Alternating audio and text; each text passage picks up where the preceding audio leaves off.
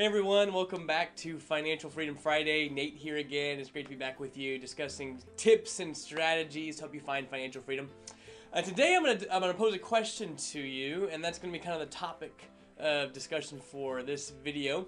And that is, is your goal to have a bigger pile of money, or is it to have a higher cash flow? In other words, if you could choose between the two, between having more money or more cash flow, which one would it be?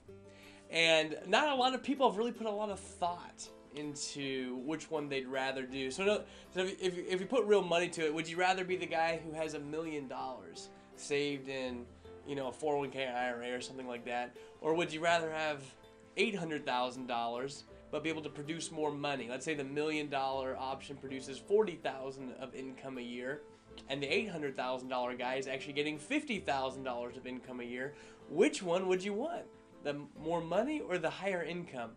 And I bring this up because the person with the biggest pile of money honestly does not always get the most passive income.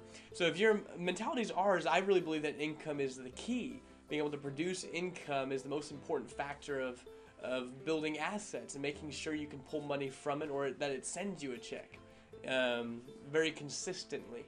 So not all assets are created the same. Some are more built for appreciation, some are more built to do income. It'd be nice to have both, but in reality you need to come up with your own decision on which one you're really wanting to do. For me, I think it would be, I'd rather be the guy that had 800,000 but was getting 50,000 a year in income than the guy with $1 million that was getting 40,000. And a lot of times we find this with policies and infinite banking strategy. Is very great at actually producing income that's 100% tax-free, and it can produce a lot of income. But when you start comparing it to other things and trying to compare it to appreciation and mutual funds and things like that, and people talk about historical rate of returns, just because something has a high rate of return, building it up, and we've done a video on this recently, by the way, where just because you can't think of an average return whenever you start trying to pull money from it.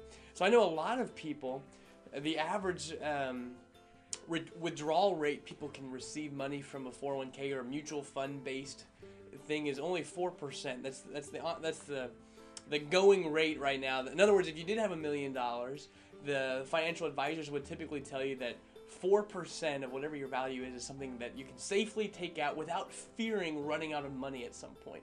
So $1 million means 40,000 of income.